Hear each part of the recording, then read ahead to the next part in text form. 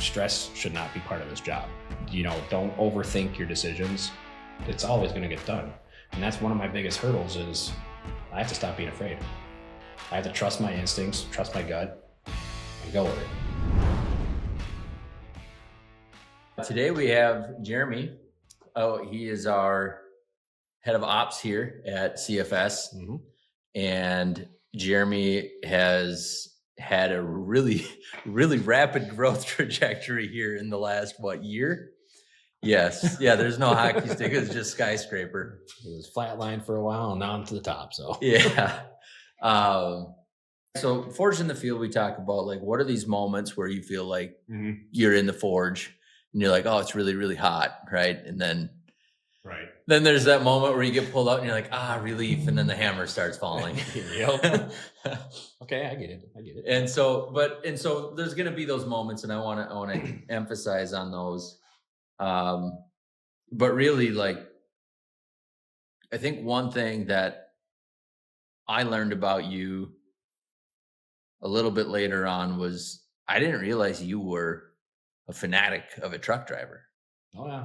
As much as I was a farmer and had to do the crops, that was trucking for you. That was trucking for me, and to an extent still is. Yeah.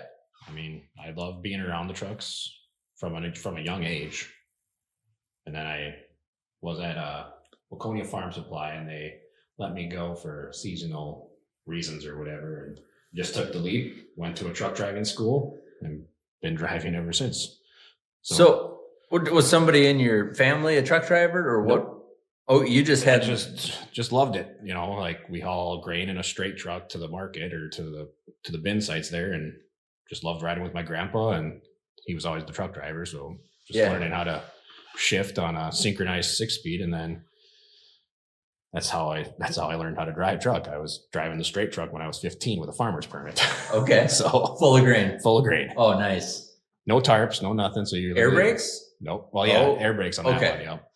Yeah. But yeah, there's no tarp, so I could only go 30 miles an hour down the road, so it wasn't nothing special or nothing. But yeah, so drove the truck, and then after I got let go from that one job or whatever, and then I went to the truck driving school and been to all 48 mainland states. Really? Slept in all 48 mainland states in a truck. Was that part of a goal, or that was a personal goal for me? Because as soon as I think it was Maryland was my last state, and I got the dispatch to go to Maryland, and I said that's enough, and then I put my 2 weeks in and I went home. But I was over the road truck driving for, I think that was 2 years. Then I went to regional, local, back to regional, local. I've never been over the road again since then. Okay. But you learn a lot in that first 2 years of over the road truck driving, from just you're being alone for 21 days at a time. Oh. And this was before headsets and phone calls with your buddies. Oh yeah. This is the trucker version of Alone, the TV show. You and the radio, and that's all you have. And then I found that one regional job where they actually had XM radio in every single truck, and that was a game changer for me. Yeah. Because you're not listening to the same songs on repeat. It's just you can change it. But who was that? There was a country artist, Red Sovine. Is that his name? Because now it's dawning on me how important the radio was, because that's your companion. It was, and like I said, you right now all the guys that we have working for us, they're on the phone with each other 24/7, so they're never bored. Yeah, they're always talking to somebody. Yeah, but it's great for morale and communication, right? 100%. Yeah, I get random text messages from our group throughout the day saying, "Hey, state patrol on so and so highway, avoid." Yeah, and I'm like, that's good communication right there. Yeah. Yep. Yeah. You can edit that part out. I don't know if you want to. Nope. We'll leave it. Tattling on the state troopers. It's a fact. It doesn't change anything, right? And I know we're not the only ones doing it. So yeah. No, we don't need to give ourselves any extra reasons for any awards. Yeah. And going back to my trucking history or whatever, so I pulled a van trailer and a tanker trailer when I was over the road. And then When I switched to a regional job, I was strictly tanker. Then I've done flatbed. What products in the tankers? It was, I can't really say. I did milk for the longest time for Bob Fritz Trucking. That must have been regional. That was state. That was just up to Perham, Minnesota, and back down to Banter. Oh, okay. And then that other tanker stuff, I can't remember what was in there, but it was gross and nobody liked hauling it, so I had to do it. It's like a really high density cream, and there was no baffles in the trailer, so it just shoved the whole truck around. And I've hauled chemicals for weighing transports. I've hauled a lot. I think there's only 2 trailers that I have not pulled in the semi truck world. Which are? One is the container chassis. Okay, shipping containers. Shipping container chassis. Yep. And then the second one is nope, that's the one. Because I hauled a pneumatic trailer already, so I can't even say that. Well, if you've hit all lower 48, I think we got to find you a container trailer. We got to go check that one. Yeah, I'll check that box too. And and like my back of my license has every endorsement except passenger. Oh, for like busing or chauffeuring or whatever they call that. And then, so I've checked a lot of boxes off for my personal gain. And now I went from driving them to dispatching them, which is another one of the key. Well, one of my goals in life was to do too. Okay. Was to actually step away from a truck and actually run the fleets. So you guys helped me out a lot with that one. Well, it's been a 2-way street there. So part of when you grow, you have this vision of like, oh, it's everything and a little more, except for there's the part where you actually have to do the less, right? What was that like, giving up trucking and doing more of the office work? Did you, I don't know. For me, there was just like this, I think when I was offered the position as head of operations, the hardest part for me to give up was in the last 3 or 2 years or however long I was working here before then, I got really accustomed to my truck. And then the first time you see somebody else, it's like your truck out is that's a big moment in your life, and if you can overcome that one, you can overcome a lot. It's like somebody you're at a wedding and you're sitting at a table and somebody asks your wife to dance. Sure. Yeah. But and once you get past that hurdle, and like I picked who took my truck over, I picked the best candidate for it. Yeah. Because I know he would treat it just as nice as I would treat it. Yeah. Because we haul, excuse my language, shit for a living. Yeah. But I would sit there after hours and wax my truck every week. Yep. And he does the same thing. He tries to keep that thing as clean as possible. And I love the sense of pride though that comes with that. It is. And that's 100%. And that's what I try to instill on all my guys is you have to take pride in this because we're the only ones that are going to do it. So you need to have pride in what you're driving. And it's a big morale booster. Like you can see trucks going down the road that are these plastic Freightliners or even the bubble nose Peterbilts. But no, CFS actually has long nose Peterbilts, long nose Kenworths, and they try to keep them as fancy and dressed up as possible. And that's a big morale booster for the drivers. That's why I'm glad we have somebody like you, where you've come from, where you understand that, because like I can do the same thing for farming or, right. And understand like what's going to tie those, but I didn't have the same call for trucking. Right. And that's kind of one of those side projects for me. Mm-hmm. Right. And the guys know if they're treated like a side project or not. Right. And then they take that to heart, but it's like I said, morale is the biggest thing for ops department is if you keep the morale up, them guys are going to get that job done. Yeah. They might bitch and complain the whole way through, but it's going to get done. Well, on the outside, nobody sees that part, right? I hear it, but I don't have to tell you guys about that. But Yeah. it gets done. That's right. That's right. So going back to, you were doing what before you started here? Before I started here, I was hauling, directly before here, I was hauling cement powder for Lefebvre bulk transports. It's not a very pleasant job. Why? I mean, in my mind, it's in a trailer, right? So it's a trailer, and it's a pneumatic trailer. So to unload that trailer, you have to literally hook up your air compressor. It's a big air compressor on the side of the truck that you hook up to the tank, and you pressurize the tank and then blow it into the silo.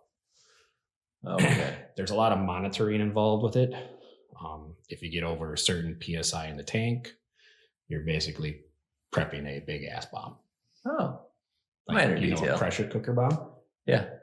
Same concept, only on a very larger scale. And then, it wasn't my favorite job in the whole world. I can tell you that. Do you know of any incidences where they actually? No. Okay. No, but that's when I was training in to be trained in on it. That's what my instructor told me was you're basically driving a pressure cooker around. Were you trained in well at most of your jobs? I was. That's in some examples. I was the trainer. I was trained in so well. Okay. So, at Wayne Transports, I was there for 6 months, and within the first 2 months, I was already booked as a trainer. Oh, wow. So, and I believe I have enough hours and logged hours under my belt that if I take one more class for the state of Minnesota, I can actually teach truck driving. So, okay. I mean, I can't even count the miles that I've had under my belt already. I've been driving since I was 22, and I'm 38 now. Yeah. A couple 100 miles anyway. Well, at least. So. Going back to training though, that's one thing that's always impressed me is well, one, I didn't have much training in anything, and two, if I probably was trained, I didn't have time for it. Just ADHD is ripping, Right. That's what my kids say all the time. ADHD is ripping. But and because of that, when I would hand things off, I would never bother with the training because I figured out why shouldn't they? And watching you train, and depending on the person, you got to restrain yourself and be very patient and coach, and I've always been really impressed with that. And so I was kind of wanted to ask you, where did that come from? And part of it's just a gift, I think, too, right? Like it's something that you can do. Yes, and yes, it's more. Yeah, it's a gift. Obviously, I have a very good sense of people skills, and I know how to read my trainee very well. So 2 of the drivers that we have driving for us now came from no truck driving background. They didn't have their Class A. We got them their permits. They rode with me for a couple months until I felt that they were ready, and they had the confidence that they were ready to go down and actually take their driving test. August was my first training here. He took to it like a pig in crap. I mean, he was all over it. He loved it. And that's one of the reasons why I chose him to drive my truck. Okay. But, I mean, and he came from a complete car automotive background. Like he wanted to be a car mechanic for the longest time. And I think I have him turned off of that now. And I think he wants to be a truck driver full time. So it's all it's the perspective of how you look at it. Like I make it so it's fun. Yeah. It's not a job. It's fun. Everything is different. Everything changes. Every minute changes. Like it's never the same thing day after day. Yeah. You're always going to encounter something new. And that's what I tell them. You're going to encounter something new every single time you get on the road. Steve, on the other hand, was a little more of a challenge because it was teaching old dogs new tricks. Okay. Steve never drove a 13-speed manual. He never drove a semi-truck manual. He drove in cars manually, and he could not shake that synchronized shift pattern to do a clutching pattern where you have to actually don't have to press the clutch every time. You just float the gears. So you would do the Scott special where once in a while, if you can't find the gear, you grind a new one. Yeah, you grind them to find them. Yep. But yes, but it took a little bit longer for him, but he has come around, and I think he loves driving truck more than he loved anything else in his life. So that's so awesome. You instill that love of a career, and they're just going to succeed. Yeah. So that was. And what do you? So you talked about making it fun. I mean, the reality is we're hauling shit. We are hauling shit, and we're spreading it, and we're spreading it. So I think when I heard you talk about August being turned, I think there's more at play than just 100%. Than just it's the work, but more or less the group of people that you're working with. 100%. And that has a huge key factor is we are, I don't like saying the term family, but we are close enough that we are like a band of brothers out there. Mm-hmm. So we give each other shit. Yep. And we expect to receive it back. So, and that camaraderie that we have amongst everybody in the ops department is next to none at any job that I've ever been at. That's fantastic. What do you do to make sure it stays that way, that you, I mean, it's there, it got built, and probably not completely by accident. No, it's completely 100% cultural. And you got to keep the guys guessing. You don't send them to do the same job every day, day in, day out. Mm-hmm. You switch them up. You switch barns. Like, I send a text message out every night to the guys, telling them, like, hey, this is what we have planned for tomorrow, type deal. And then I can distinctly remember this week, I texted them all, hey, I got a couple spreading jobs, a couple truck driving jobs. This is what your goal is for tomorrow. But like I said, this is spreading season, so everything could change. So expect the pivot. Yeah. And I pivoted every single one of them guys. Oh, you did? Day. Yeah. Okay. It was complete 180 on what we were doing, where we were going, and everything else. And I think they enjoy that to an extent. So you have to know your extent that you can give it to them. But when I was reading a leadership book by John Maxwell, he said you have to build teams, but you have to keep in mind what you want the capabilities to be. And in like a finance market, you'd want like a very fiscally responsible and like slower to move team, right? But in our world, we need a highly adaptable team that can deal with you name the situation. If I throw it at them, I trust every single one of my guys that if I throw something at them, it's going to get done. Yeah. Like I said, there might be a lot of bitching and complaining, but it's going to get done. So. Well, all right. So when Al came in, he was at ops in your position now. One of the things I wouldn't say that indirect, because I have never seen Al do some of the things that I have to do now. So I think that the operations department and the position that I'm in has changed. I wouldn't say drastically, but it has changed. I mean, we've grown though. We've grown. So that's a given. There's a lot more background office work that my team doesn't appreciate sometimes, but has to get done. Mm-hmm. Like, they call me, well, we've called Al that too when he was head of operations, but now I've taken on the title of paper pusher. Yeah.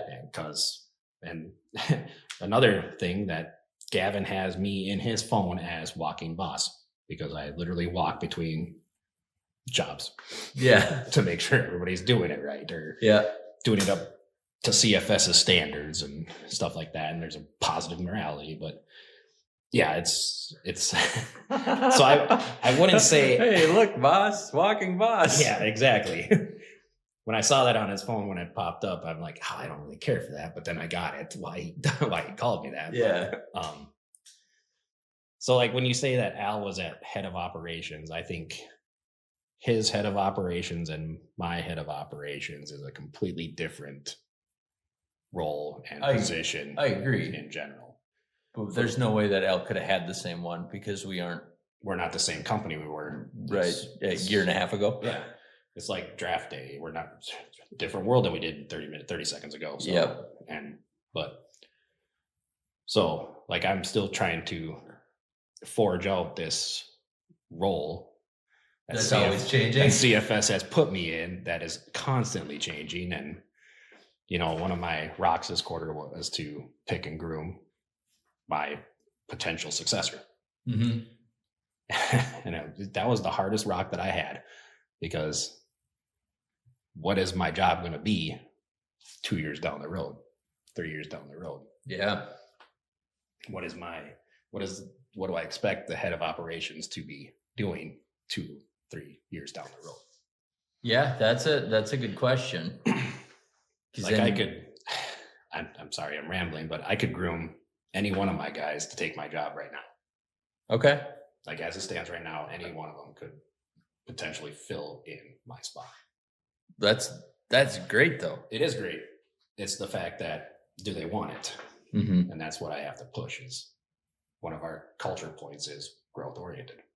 Yeah. So I have been trying to instill growth into these guys since I stepped up. Yeah. So yeah.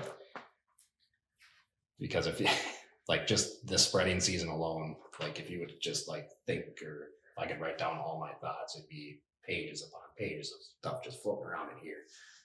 And it gets to be a lot. So for sure. Yeah, it does. Learning how to get all that out, and not all of it's valuable either, right? No, it's not. And there's a lot of just like trash just floating around there. Like, why are you even up there? I don't need that. It's like a computer, like decompressing type deal. Yeah. So, all right, let's dig into that. So you have this job where you're in the truck driving, mm-hmm. or you're managing and leading all the trucks, right? Which one gave you more of a sense of accomplishment? The one I'm in now, 100%. It does. Okay. Yeah. What about it? Well, the responsibility that I have to do every day to make sure CFS is being the best that it can be. Once the day is done and the job is done, you look back and say, I was part of that. Yeah. I did that. I made that happen. Mm-hmm. Not me individually, but yeah, me and my team yep. made that happen. And that right there, that's the accomplishment. When I was a truck driver, I was just worried about the next load. Now I'm worried about 13 other guys' next load. Mm-hmm. So that makes a hell of a difference when you got that much done. You get that much accomplishment, that much joy. Like, I wake up, I'm like, I get to go to work today. That's what it's all about right there. Yeah, I think that's what's missing in a great many people's jobs is that. And when we're growing, we can continue to grow and get bigger and bigger and bigger. It's going to be fun to see people come from their jobs, their old jobs, come to this one and say, wow, that's the way it should be. Yeah. So that's what operations, that's what I want to make of operations, is like, we're not just hauling shit, we're doing something. What brought you here though? What got you here to CFS? To be honest with you, I was hauling for Lefebvre bulk. It was the winter months, or we're just coming off of the winter months, and I dreaded going back to cement hauling. Okay. That's 100% the reason why CFS called to me, because I saw on Indeed that you were looking for a truck driver. Oh. And I walked in, I interviewed with Brian, and I said, I'll take the job. He said, okay. And here we are. Okay. I mean, it was I'd like to say there was like something special about it, but no, you're in Cokato, you're close to my house, more time with my family, because when I worked in the winter times for Lefebvre, I'd be more regional and over the road and not being home. And I had 3 small children at the time. Mm-hmm. And still do. I still do have 3 small children, but yes. Just want to clarify Yeah, that. So. yeah. I mean, they're older now, but they're still small. But yeah, that was I didn't want to go back to cement hauling. And I was talking to my buddies. I've been a lifelong friend with one of the drivers for Bob Fritz. And I left Bob Fritz trucking because my wife was expecting twins and I just wasn't making enough money. So I found this job, the Lefebvre bulk job. And yes, I was making the money, but I was working when you're hauling cement, you're working 18-hour days. It was all the way up in Elk River, so you're driving an hour and 10 minutes home and back up there at 2:00 in the morning. Just to do a shit job. Yep. That I didn't really care for. So I guess my whole mentality with that job was shit right off the get-go, and I just had a bad attitude. Oh, and but in the winter months they stopped hauling cement powder and they started hauling for Halver Lines, which basically did Polaris stuff out of Roseau. So you'd go up to Roseau, 5 hours away, pick up a trailer, deliver it to all these Polaris dealerships. Yeah, the pay was good, but you're gone again. So I was on the phone with one of my buddies from Bob Fritz. Circling back, Bob Fritz literally got out of trucking altogether and sold his trucks. Well, my buddy bought his truck that he was driving, and he was doing owner-operator stuff for Rambler. And I said, well, that's an avenue I might want to venture in if I can't find a trucking job. And he kept talking about, being your own boss is great. Being your own boss is great. Now looking back at it, I actually tell him all the time is like, I'm the boss now, and it's way better now because now I have him. I don't want to say his name just in case he listens to this eventually, but he has called me numerous times. Another subcontractor. Yeah. I said, you want to take that big old Pete into a field? It's like, not really. Then I don't need a subcontractor. So, yep. I mean, yeah. In all honesty, Crop Fertility Services came up as an Indeed job posting, and I'm 100% glad that I took it. It makes two of us because this is. I mean, I loved working for Bob Fritz because he was such an easygoing guy. The routes were easy, but this is a completely different beast. This is so much more fun than just hauling cheese all day. And by fun, like it's not, roses and sunshine all day. No. You have your moments, but like the goods far outweigh the bad. Yeah. And I tell all the new guys too, like once you get past the smell, this job is going to be the best job you'll have. Truck driving. If you can get past the smell. Has the smell messed with your ability to smell or not? No. Okay. No. So I always wondered if that was what did it for me. I know COVID really got a hold of mine, COVID but took a lot of people's smell capacity away. Good news is my gas doesn't smell anymore. Well, that's good. At least according to me. Right. Let's ask your wife. Yeah. Yep. I'm afraid I know that answer. Yeah. So there's some pretty ripe. It is. There's some potency to this once you get past it, it's fine. What really helps is that when I first started here, we were running end dumps, and all the controls for the end dump were in the cab. You rarely had to get out. Oh yeah. Until you were, 50 feet away from the pile. Yeah. So you could go slam your end gate or whatever. But yeah, that helps a lot. But now we're moving more towards live bottoms, and yeah, some of my live bottoms have controllers that you can control from the cab, but some of them don't. Yeah. Some of the controllers are right there by the end.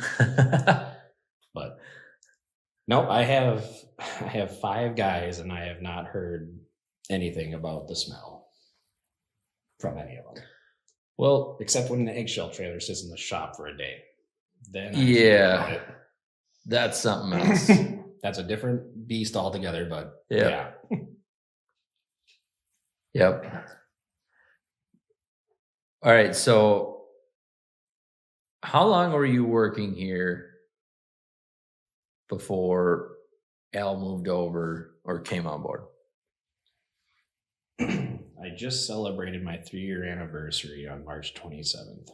So it would have been 2.5 years. In that 2.5 years, I have seen 2 different people sit in the head of operations spot. Mm-hmm. With very different, well, 3 including yourself. Yes, including myself, 3. And every single one of them had a completely different perspective on what operations should and can be. No, actually 4. I had Brian, Al, Brandon, and yourself. So yes, 4, sorry. And I don't know if Brandon actually ever took the head of operations job, but I did call him my boss for about 2 months. Yeah. So,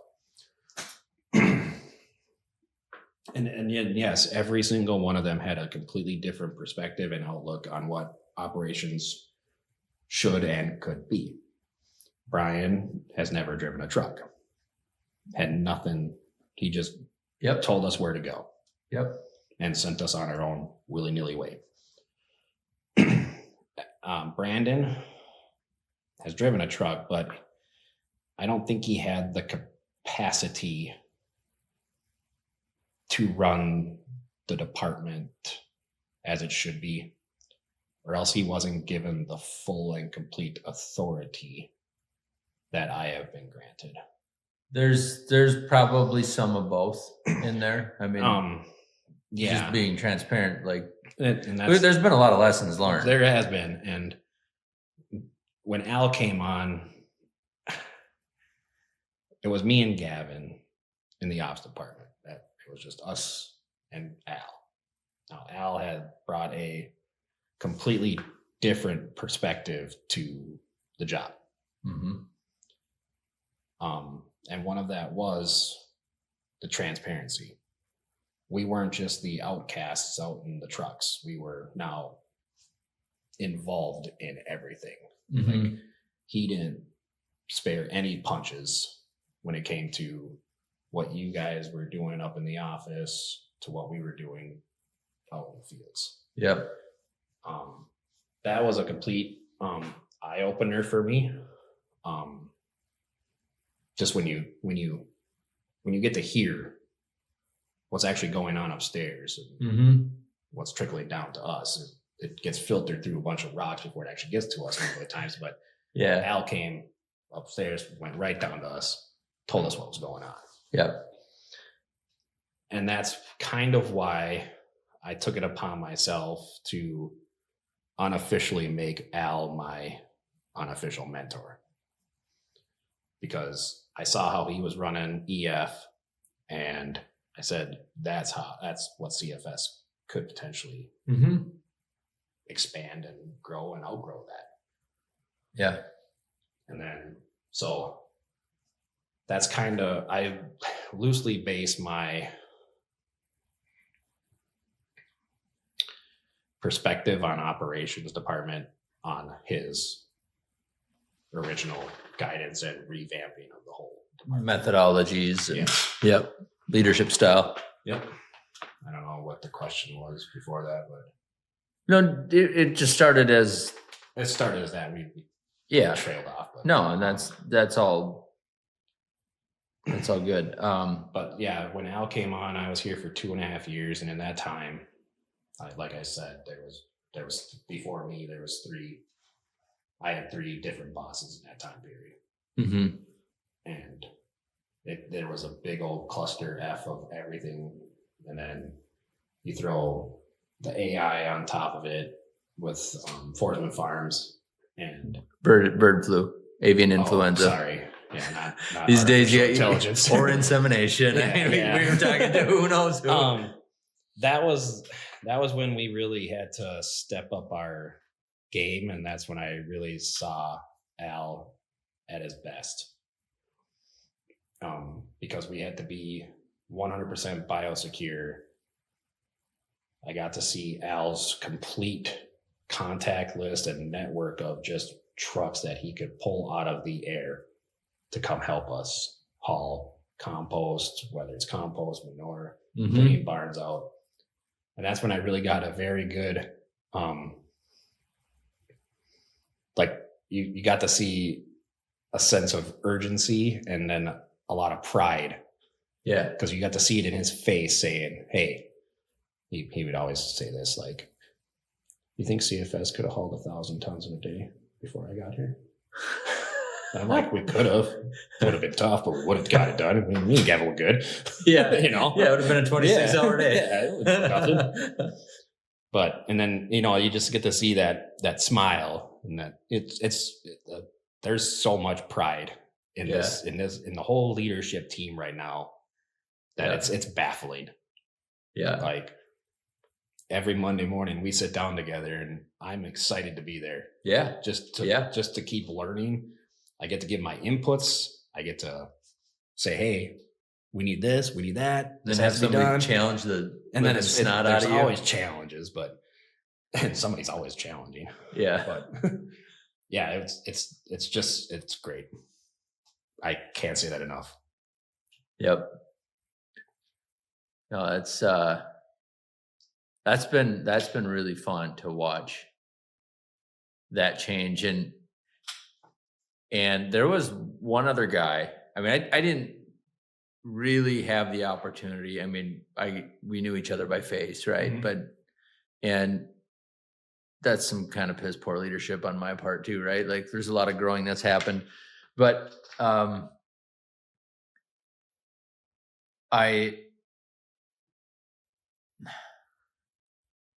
we're gonna clip this part out. I'm gonna hit the mute button since this thing is not that. Yeah.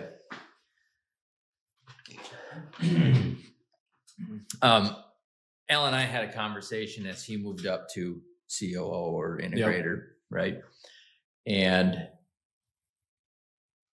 I was like, all right, we got to find somebody to take the role.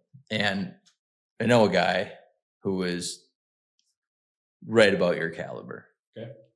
And I was like, hey, you need to meet this guy. I think he's the guy. And he goes, I think I'm going to check out Jeremy. I think he's got it. I'm like, okay, if you say so.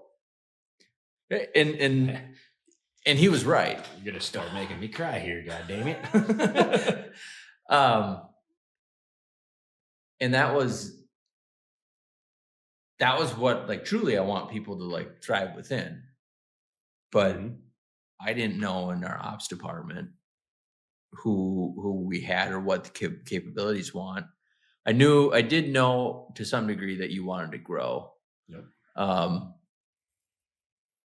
But I think on the other hand, I'd heard that from so many people and not seen it. Like it was just kind of like, yeah, what, you know.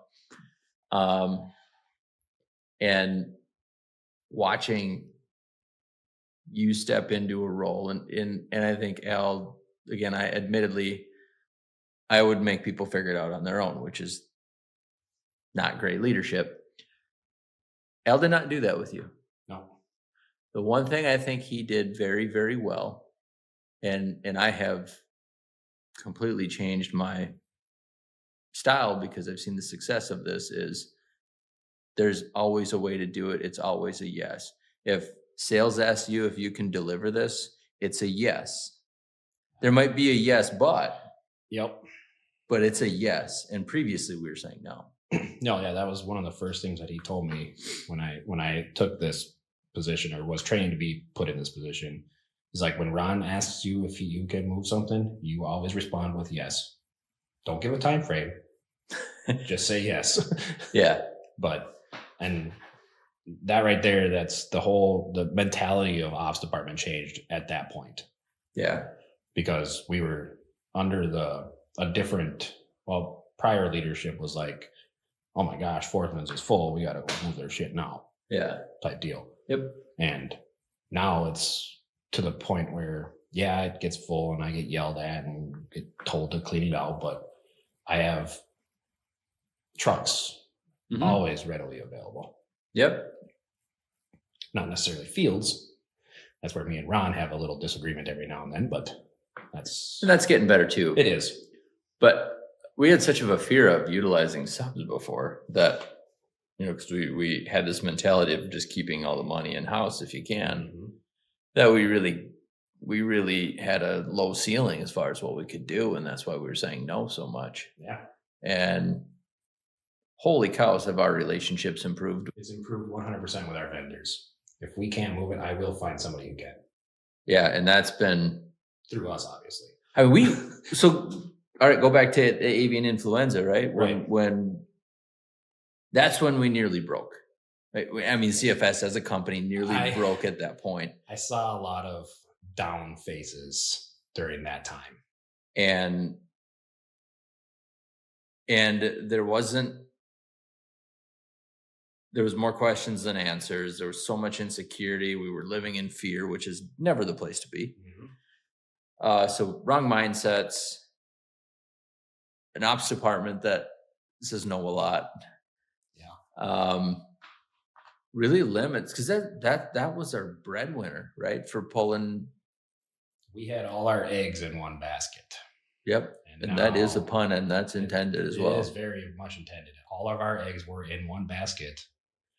But as we're coming in the last 8 months, it's not that way anymore. Right. And when avian influenza breaks out again, we're going to be ready for it. I mean, there's things that we can do with it now that we didn't know we could do before. It's part of that yes mentality. So we were afraid to haul the first round of avian influenza because there was boards and wire and everything else in there.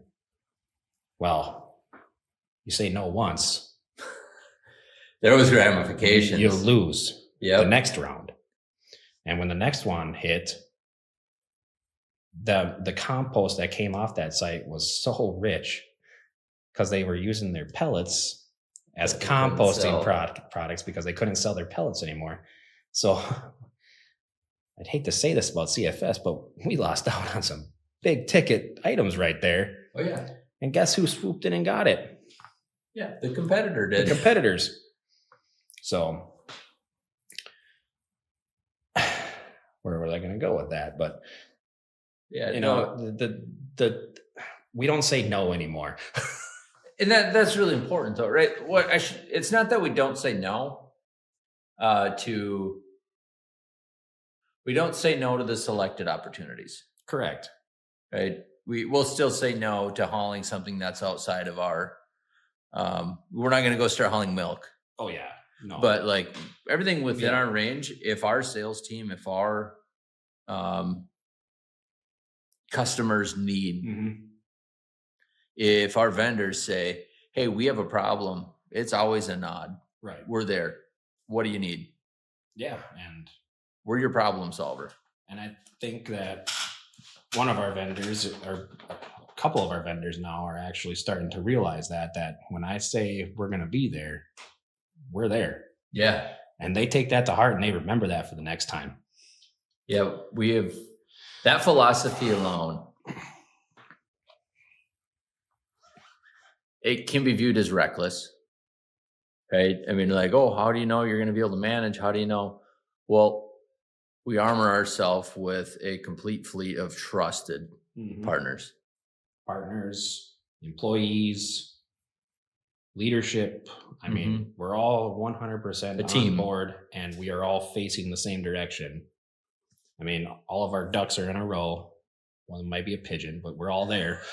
We're all facing the same. We're all facing the same way, but we are all in the same path now. So, it's not that we never say we can't do it. It's how can we do it?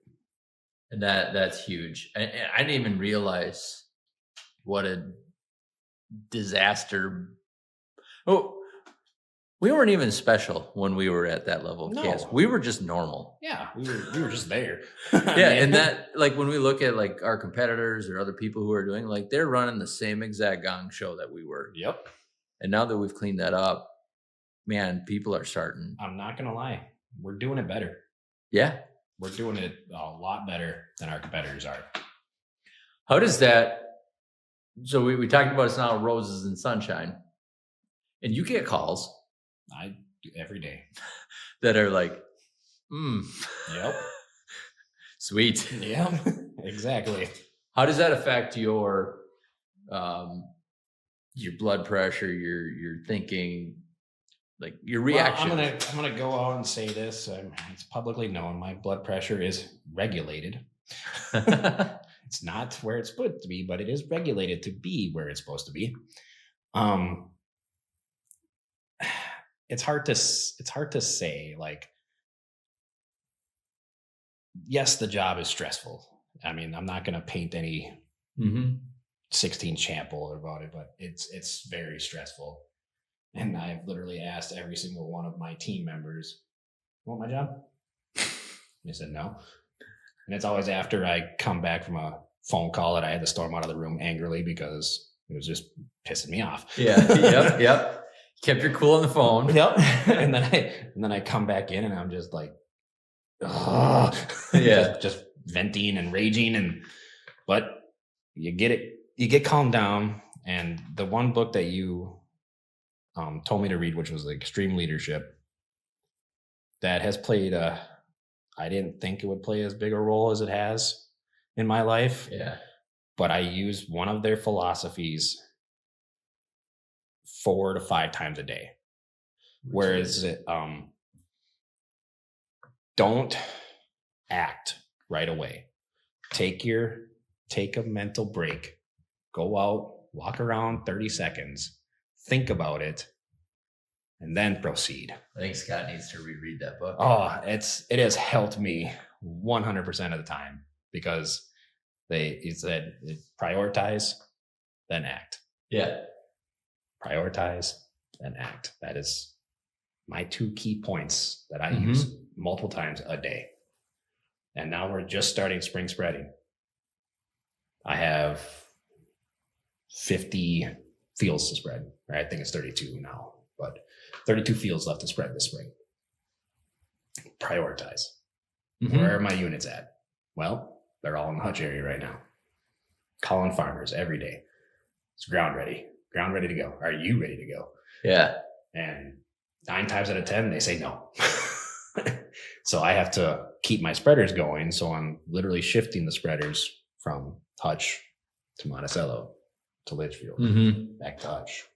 They're getting road time then. They're getting a lot of road time, but this is spring. I had this mentality going in. It's going to be wet. It's going to be mushy. And none of the same farmers are going to want to go at the same time. So I had my original outline and plan was we're going to start in the north, work our way south. Well, the north got hit with snow last week, 6 inches again. Pivot.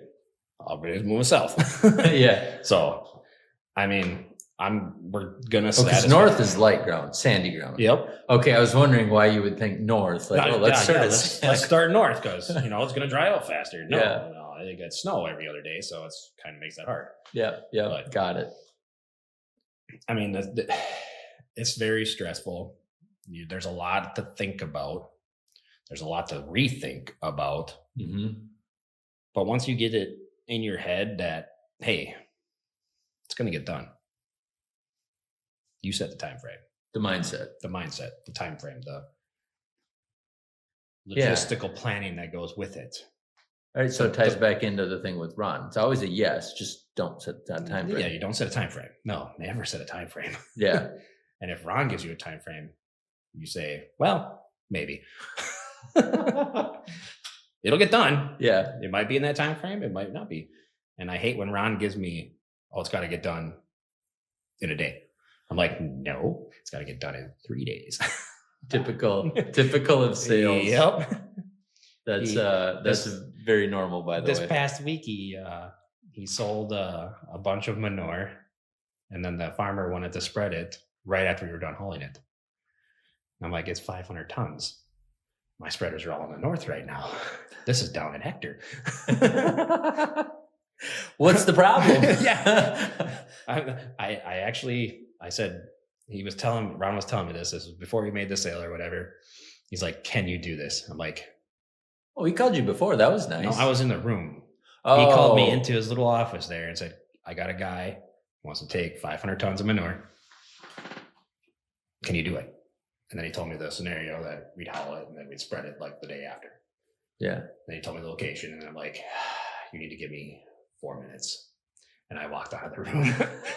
I walked out of the building, and I walked around the building once, and I just thought, and then I called Al, because I don't like calling Al, but he knows that when I call him and I start the conversation with, I need some advice.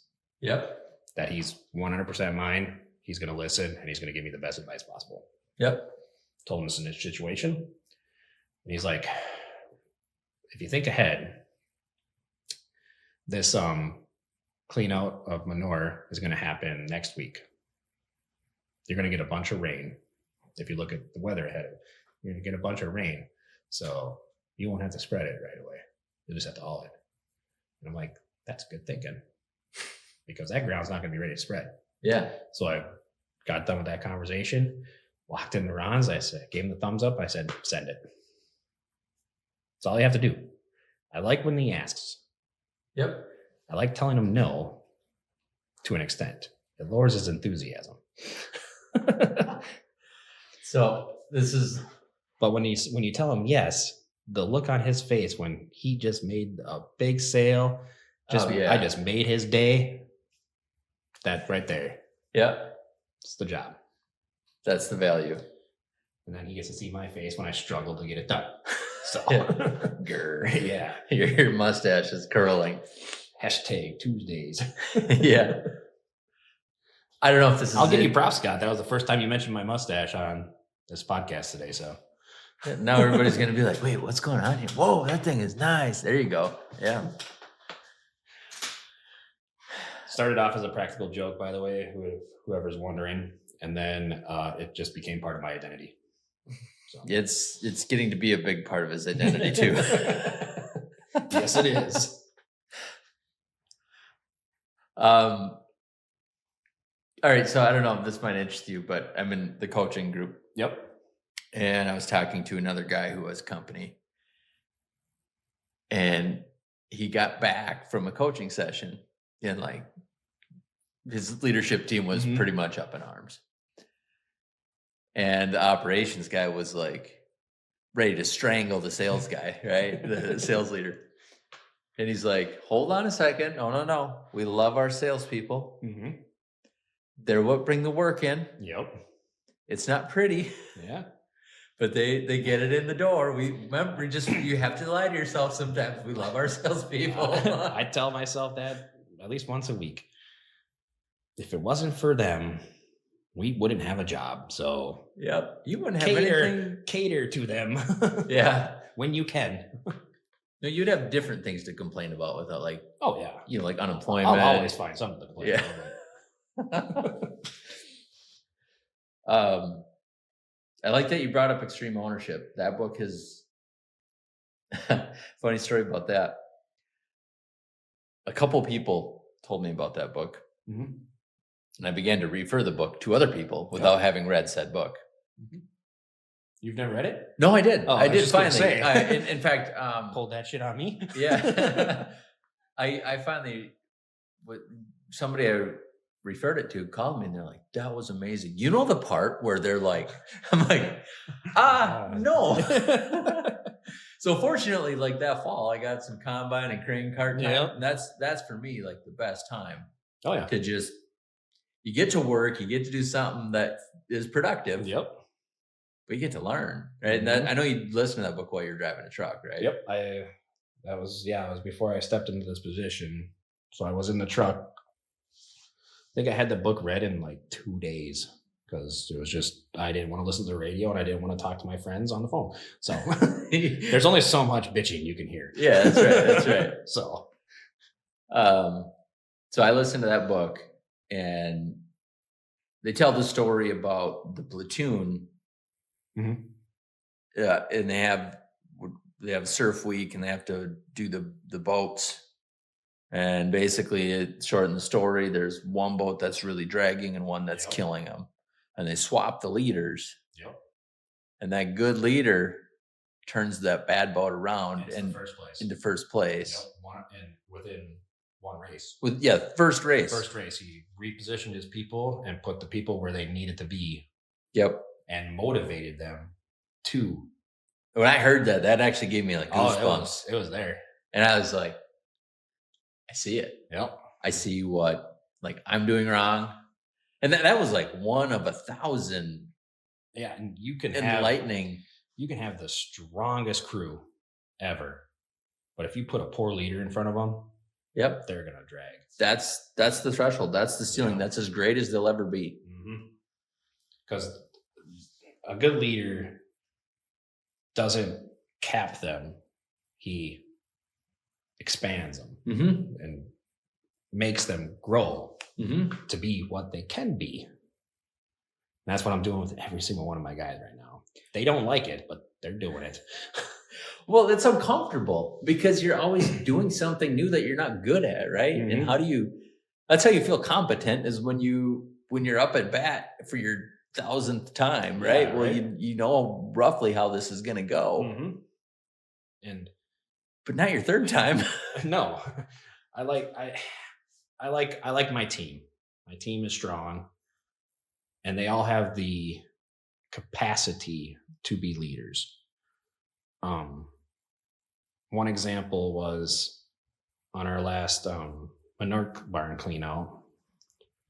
I didn't have my normal leader there, Tanner. So I had Ethan there, and he was like, it was a crew of, I had 2 of our trucks there and 3 subcontractors. And I literally said, Ethan, you're in charge. Make this happen and get it done. He's like, well, isn't that your job? I'm like, I have other things to do. I'm in a spreader right now. Make the decisions, make them final, and stick with them. That's a good ad on the end. And he did. Like there was, I was getting text messages because I included myself in that text chain. He's got to be one of our youngest guys, right? I think he is the youngest guy. Yeah. So I think August is older than him. Okay. We're talking early 20s. Right. And yeah. Very capable. Very capable of being a leader, 100%. But I was in the text chain and one of the subcontractors texted, well, I think we should start early in the morning and hit this one field. And then Ethan responded back with, I was at that field today. It was very mushy, soft, slimy on top. And then the subcontractor fired back, well, it's supposed to freeze tonight. And then that's after I read that, I texted Ethan directly and I said, you're in charge, make the call and stand by it. The next text message that came in on that text chain is like, we're going to this field. Everybody's going to this field. That's it. Nice. That is so critical to have one message, not too many decisions. Yes. And not having, that they're subcontractors. They're technically their own bosses. But in our system with our app and everything else, we can't have one truck going to one field, whereas the rest of them go to a different field because one field's going to get done. One field's just going to get barely started type deal. When I saw that come across the text chain that Ethan stepped up, did what I asked, took responsibility for it, the job got done in record time, mind you. And that's when I thought back to our annual meeting up in Brainerd, where I said that I wanted to be a leader of leaders. I still think about that a lot. And that's that right there. That text message that came through, and I said, I'm a leader of a leader. Yeah. So that I've read so many things on, again, right? Like I haven't had a lot of mentors, and I finally realized like, hey, all this knowledge is out there. You just have to read it or listen to it. Right. And that is one of the things that they say is you're not a leader until you've made leaders, but you're truly a leader when your leader has made leaders. Right. And you're probably not far from that. I think given my capacity, given my team's capacity, that 2-3 years down the road, they will all be running their own division. Yeah, I think you're right. So we got a call from one of our vendors that they must have saw one of my fancy TikToks, and they want their own. One of our vendors wants a set dedicated trucks for their sites from here on out. Like, they can't go on to any other sites. And even though I have taken every biosecurity measure with washing in between every farm, every barn site, this vendor wants a dedicated fleet or dedicated trucks for their sites. I was told that 2 days ago, so now I have to. It's getting. I've had this big goal since I stepped into this position that I want to see CFS grow to where we have divisions. Mm-hmm. Well, it's coming faster than I've anticipated now, because now I actually have to have 2 separate divisions of trucks. Dedicated trucks for one vendor, dedicated for another vendor. That's a lot of communications to manage. It is. And that's when one of my rocks was to pick and groom a potential successor. Well, I think one of these rocks is going to have to change now, because especially the next quarter going forward, I have to get a division leader now. Yeah. And just judging by the text message that happened this week with Ethan, I think he's a perfect candidate for it. Yeah. When it comes down to it. And yeah, there's only so much that my capacity can handle. And so one of the most important things then in all this is the want, right? You can't fake that. You can't hope it will show up. The want can almost be worth more than the capabilities or capacities. Right. For those of you that saw, that was an Asian beetle that Jeremy happily flicked. He's still alive. Don't worry, he didn't die. No lady beetles were harmed during the making of this podcast. Yeah, it's coming fast, and it's going to grow fast, and we're ready. Do you ever?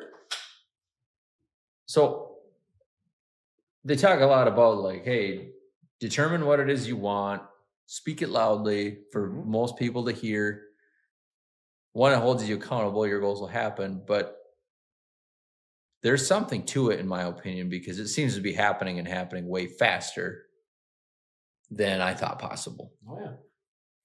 It's like a freight train now. You just better get off the tracks, but we're moving.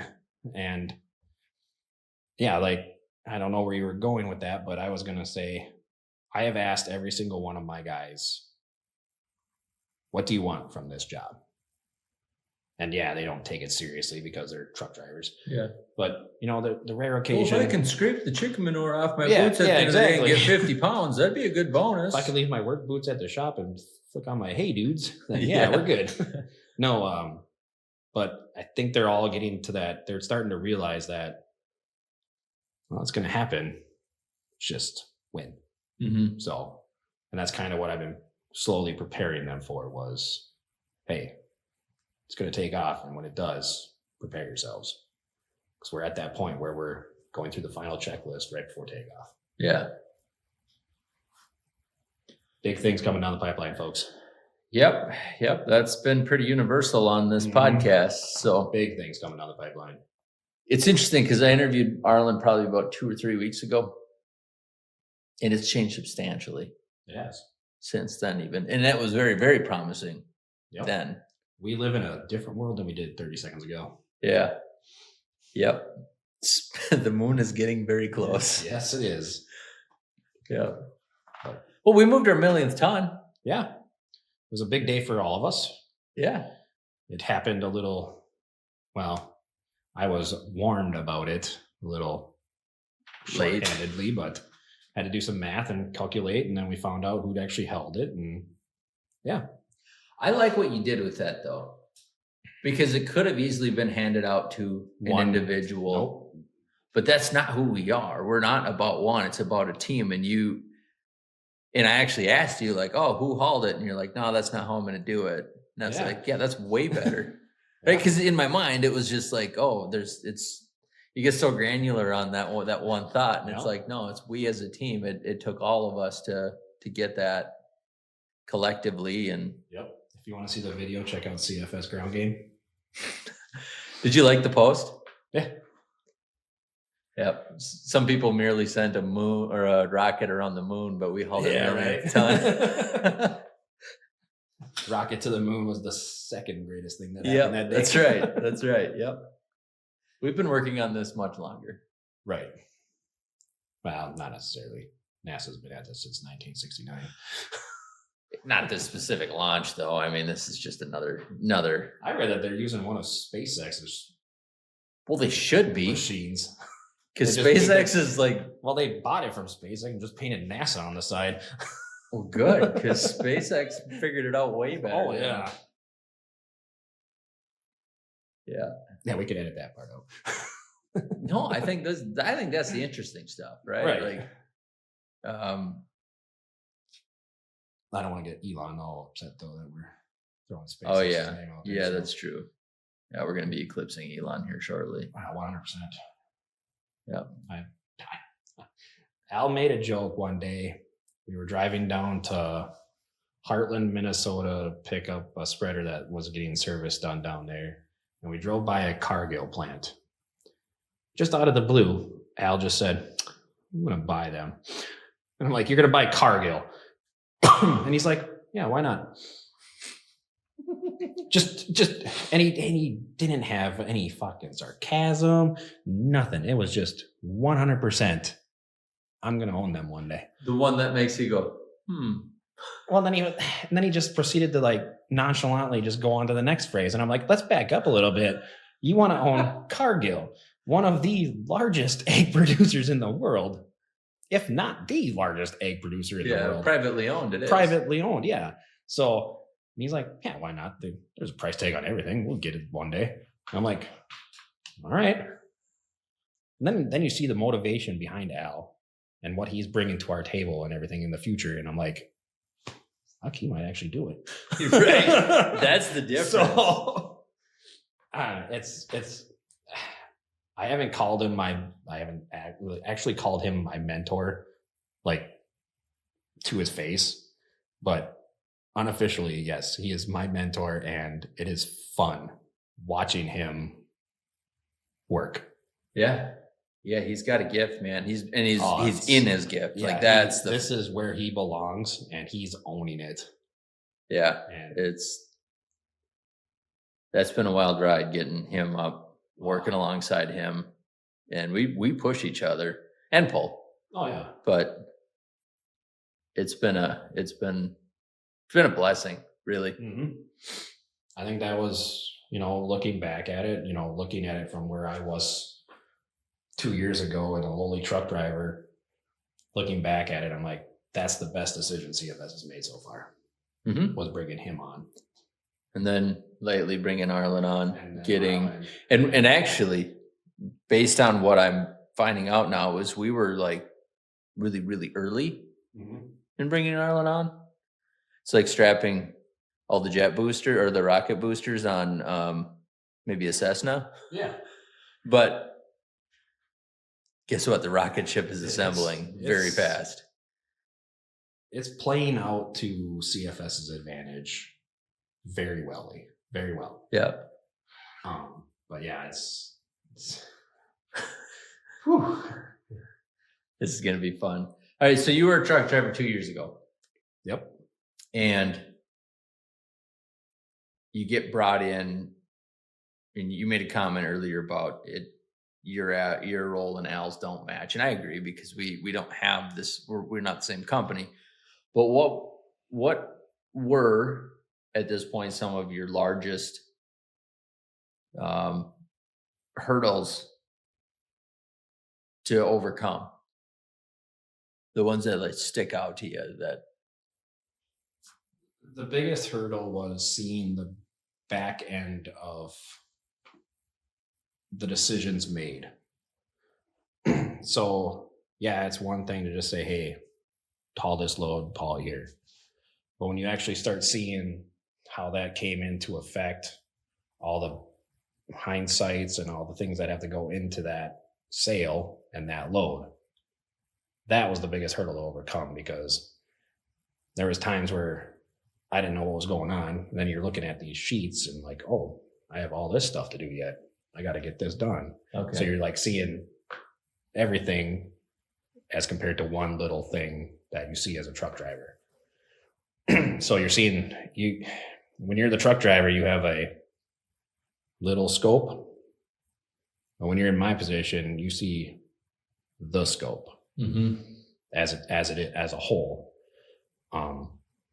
So the biggest hurdle was probably prioritizing what job needed to be done first.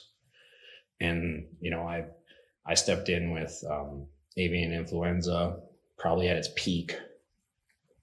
Okay. So we didn't, before avian influenza hit, like when I first started, we were allowed to go to every barn. Yeah. Without any willy-nilly or nothing. If a barn was full, you went there and hauled north. No biosecurity. No limits. Biosecurity, nothing. I mean, it was just a free range. I had a truck. I could go to any site, deliver any product. And we were hauling for one vendor. One vendor at the time, yes. Yeah. And now when the biosecurity measures are in place now, I have to have, we were limited to which, like say I was in one truck, Gavin was in another truck. Well, we couldn't be at the same farm anymore. So I would be hauling out of one farm, he'd be hauling out of a different farm. And then we couldn't cross, like say he had to do 500 tons, I had to do 300 tons or 200 tons. I get my 200 tons done. I couldn't go help him. Oh yeah. With his 500. But that was part of a growing and kind of like a, let me take a minute here, but I want to find the right word to use. You want to do a couple push-ups in the meantime? No, just checking. I don't work out.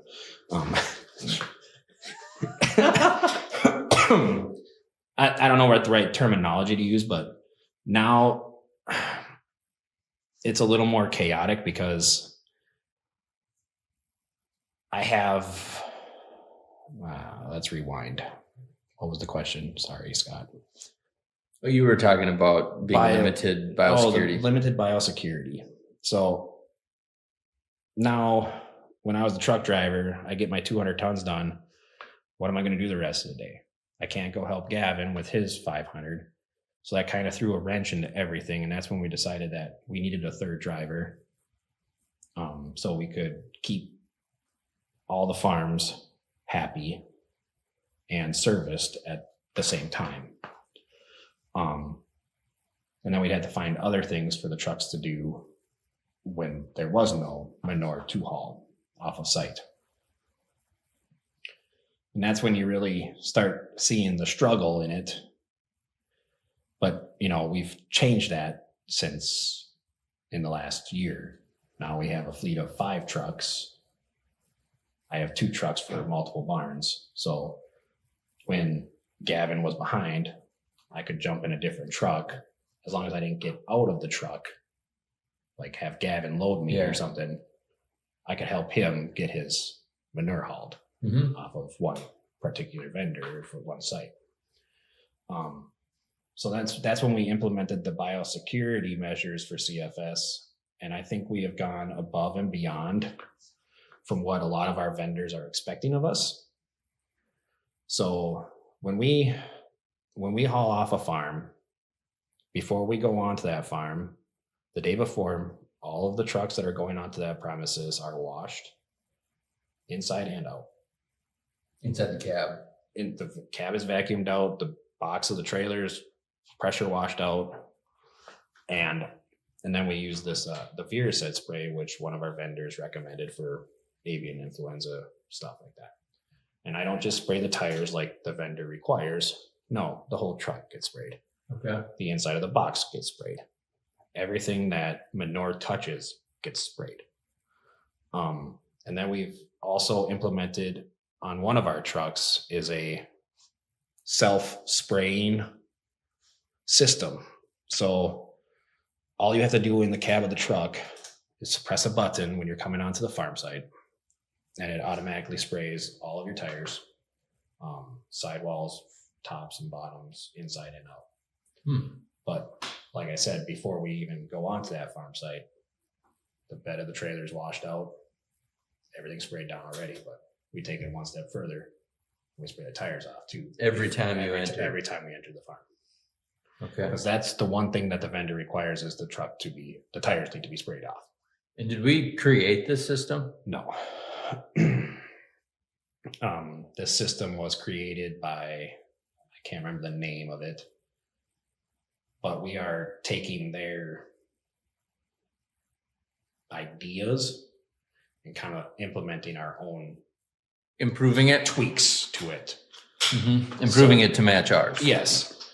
So our needs. Yep. And their sprayer system only sprays the tread of the tires, where ours is gonna spray everything. Inside the duals, outside, inside the rim. Yeah. Okay. And it saves time. Like, instead of stopping at the gate of the farm, spraying off your tires, you get to go by everybody, press the button, and everything's sprayed off. You're cutting at least 5 minutes, 10 minutes out of your day just from spraying tires. Hey, there's efficiency. And I've gotten calls from the vendor where we first used this on, saying, hey, your truck didn't spray your tires. And I actually had to stop, and I showed them, hey, yes, I did. Because I was the first one that got to use it. So I was pretty happy about it. Yeah, so they called you Yeah. somewhat irate. Oh, yeah, 100%. Yeah. Oh, they were all pissed. Yeah. Hold up. Well, as it is, one of the things that we talk about is like, time is non-renewable. No. How are we saving time? And not sacrificing quality? All right. So going back to you stepping into this role and really challenging hard moments where maybe you thought you were going to fail. Now you've got good leadership, but that doesn't necessarily make the path paved. No, I know. There's been multiple times where I've called Al or just called my wife, and I literally said, I was damn near in fucking tears, saying, I'm losing it. Yeah. And that's when I take that minute, just sit down, heavy breathe, walk around a little bit, clear your head. And last fall was my first spreading season, and I was under the gun with time crunches because it was a late start to the spreading season because it was so wet, for one, and then it was another time crunch was on the back end where it was getting cold. Yeah, freeze up very, very fast. And there was a lot of pressure. This was my first spread season. I wanted to succeed. And there was a time where and it rained a lot. Oh, it rained a lot. Like it was a bad first season to be thrown into this position. But like I said, there was times where I've called multiple people damn near in tears. Yeah. Because the pressure was just crushing. Yep. The stress was crushing. And then looking back at it, I'm like, I had a hell of a team. Yeah. I had a hell of leaders. I had a great leadership. I had people to fall back on.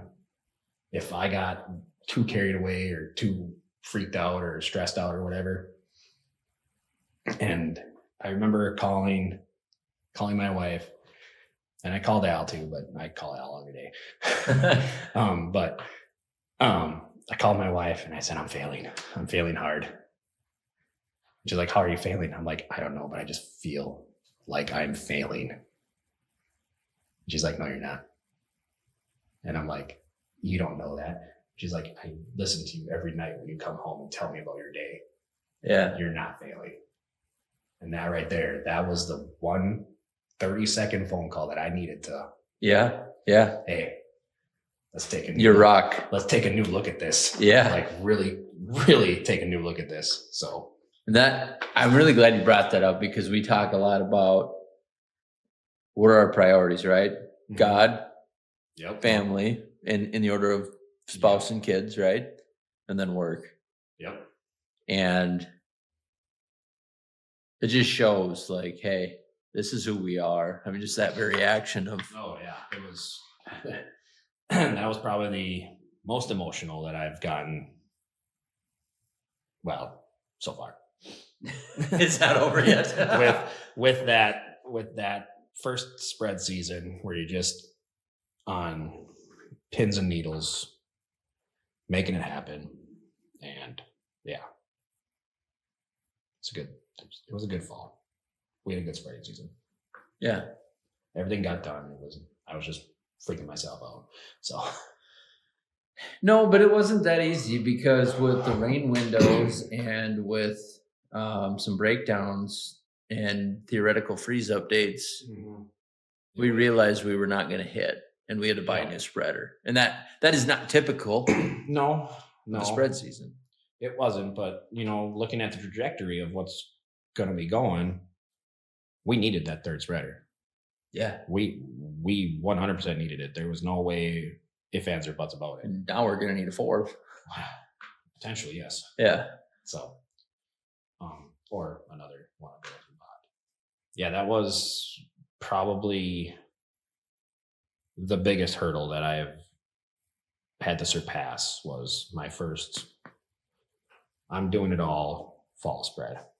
Like I'm planning it all. I'm not doing it all. I have people for that now. But yeah, when you're sitting there and you have customers all over the state, and you have 2 spreaders, 3 spreaders. You can put a plan in place. The plan's never going to work. I mean, it's never going to work unless you're living in a clear, sunny day where it's the same temperature every single day and it never rains. The desert. Yeah, exactly. But and then. Like I said, we've expanded so far. Like we're driving the tractors 3 hours away. Well, it's raining 3 hours away. Well, it's not raining down south. So then last fall I was up north in Regal, just monsoon season apparently up there. I started this customer, monsoon season hit just up there. So I literally had to pull both of my spreading units out, go down south, and then just completely shift my entire plan to work from north to south to go south to north. As you're halfway through spreading a field. As I'm halfway through spreading a customer. Well, we got some of his fields done, but we had like 3 more fields for him to do. And thankfully that customer was really understanding. He knew the game. The weather wasn't being cooperative for me up there. So we went down, we spread 4 or 5 fields.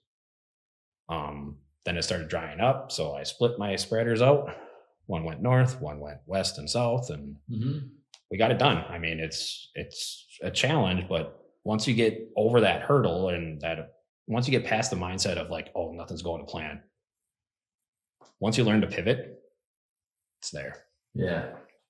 Yeah, that's a skill all on its own. It is. And I'm very, very slowly starting to realize that stress should not be part of this job.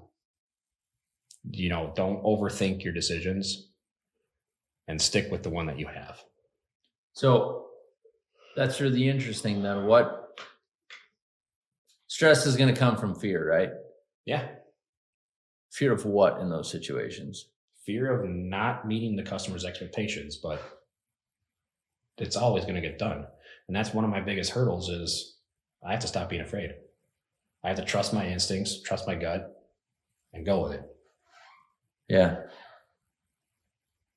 It's easy, except for... it's easy on paper, but when you start applicating it in real world situations... and getting great sleep, right? And trying to sleep too on top of it. Yes. Yeah. It doesn't... No plan is ever going to go perfectly. And that's one of the biggest mindset changes that I've had to make in this position. Going from perfection to excellence. Yes. And it's you don't think it's a big step, but yeah, it's a pretty big step. Yeah, it is. And it's not just taking a step. It's like climbing the dang ladder. That's 1,000 rungs long. But, I'm halfway up there. I'm growing. I'm doing good. But yeah. Oh, you're doing terrific. It's been amazing. Going back to making that recommendation, right? Yeah. And I'm glad he did. I love my job. Yeah, me too. I can honestly say I'm glad it's you, right? That because just not knowing you, I mean, I way underestimated your capability, and goes back to the want. You had the want, and you still have the want to grow. Mm-hmm. And there's not a lot of people, when Al sets the rule, is like the only rule is you can't say no to more. The rule is yes, please. May I have another? Yes. That's going to be the thumbnail. Are you fine with that? Yeah, that's fine. Okay. So obviously it's been a big journey to get to this point. It's been fun to hear about even your background. I have one more hurdle that I had to overcome. Let's hear it. It's not a very big hurdle, but I think it needs mentioning. Okay. So I've been here for 2.5 years. Gavin was here for 3.5 years. When Al asked if I wanted the job, my biggest hurdle, or one of my biggest hurdles, was to convince Gavin that I was going to be his boss. Oh, just because of seniority. I was growing. All my trucking jobs, there was always a seniority in the packing order. And I knew Gavin didn't want it, but I didn't think he would take direction from me as well as he has. I mean, and one of my biggest things was, you can either take it from me or you can take it from somebody who has never been here before. Mm-hmm. And I was one-on-one with him at the bar. I said, they offered me the job. Now I'll step back if you want it. He's like, no, I don't want it, but I'm kind of forcing it on him now, but he's one of my division leaders. Yeah. He'll be a great one. He'll be a great one. That was one of my key points in selling it to Gavin was, hey, it's either me or somebody you've never met. How would you take it? Because I know how I would take it. Like if this guy didn't come from any type of operations background or didn't know his head from his ass, I would have said, yeah, well, I'm going to do it this way. You have 3 basic divisions in your company, right? You have sales, finance, and operations. Mm-hmm. And if you're a sales-based company, you have like a large, robust sales engine, and you run on like that sales emotion and energy, or you have a financial thing, you run your company by numbers, or you have operational, and you run it by how the work gets done. Mm-hmm. How would you say our company is run? I wouldn't classify it as anything, any of those 3. Our company is a unique company. We're strong through all departments. I don't mean that we are strong. How are we led, though?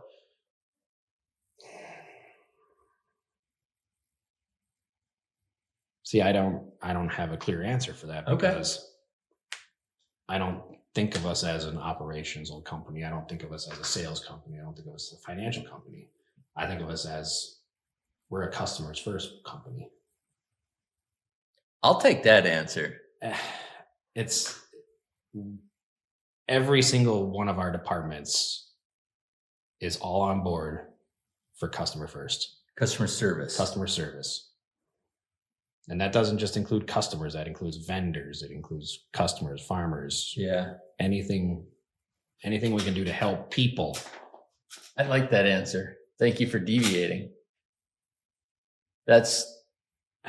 I don't think of, how do you think of us? What are we? Do you think of us as an operational company or sales or finance? Or I would say we're operationally led. In that, I think, we have a strong. In that our people in the field are viewed like we are so strong.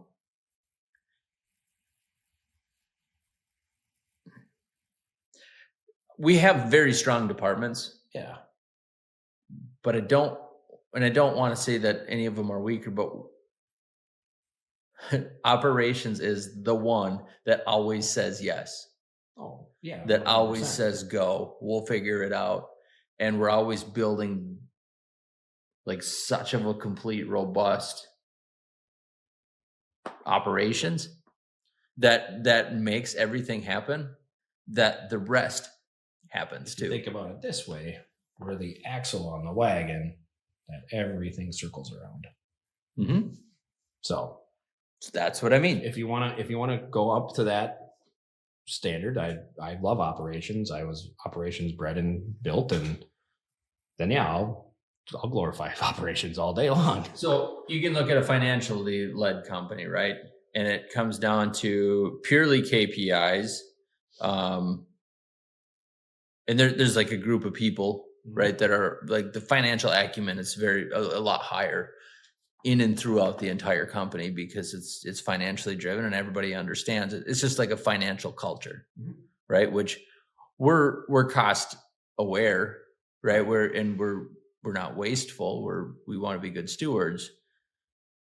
But we don't all have 4-year degrees and nobody does, or even maybe even GEDs. You know, like, I can tell you right now, none of my team does. Yeah, and even in the leadership team, right? Like we're not all. In fact, there might be one guy who has a 4-year. Yeah, and for sales,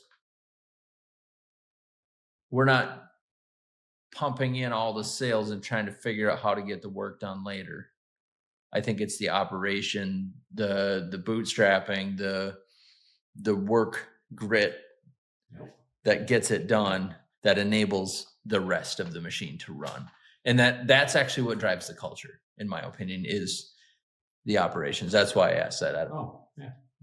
I agree with you. I don't know if you've ever thought about it from that angle. I have never thought of it from that angle, but so at NDC, in my other company, when the controller quit, he said, okay, you need to find, I consulted Arlen and I was like, hey, hit me.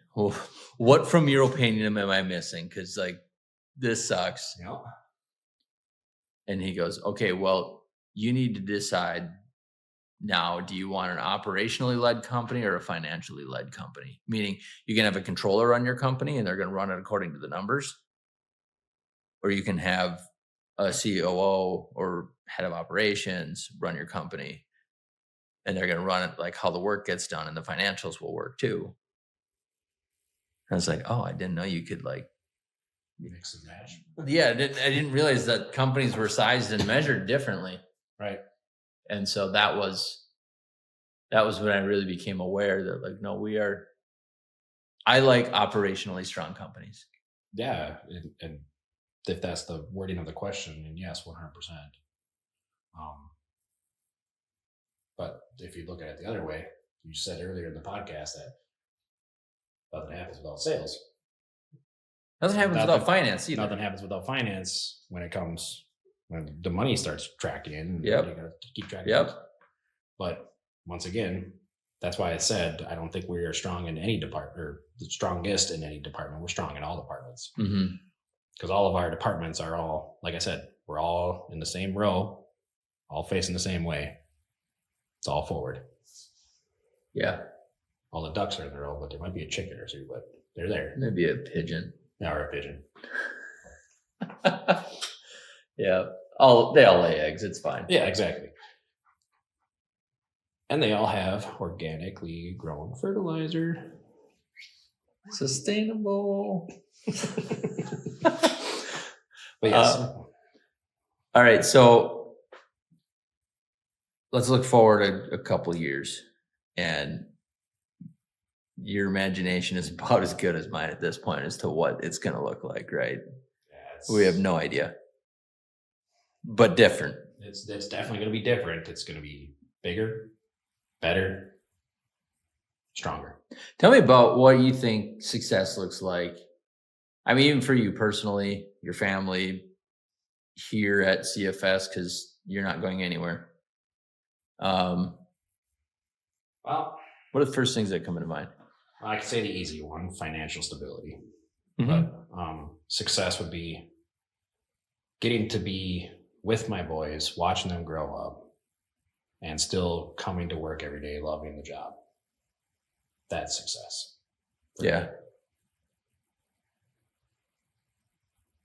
Mental health, not being stressed out when I go to work, but that's with the job. So maybe an unregulated blood pressure. There we go. That's a good goal. Yeah, success is I want to watch from the sidelines and watch my team become the leaders. And I feel like they will. And when they do, that will be my success. Being the coach on the sidelines, being the leader of leaders. That's my success. That'll be my achievement, my Mount Everest, if you will. Then I can look back and say that was a success. That's a worthy goal. It is. And that's been my goal since I stepped into this job. So you've demonstrated that well. You really have. Thank you. Well, probably in about a year or maybe even a little less, we'll be revisiting this and talking about how different things look. Oh yeah, 100%. But I really appreciated having you on here and I had a great time. Just getting to chat about stuff we don't normally get to catch up on. Yeah, so exactly. Thanks for sharing your challenging moments and just giving light into what your life looks like, and best is yet to come. Absolutely. All right. Thanks, Jeremy. Thank you.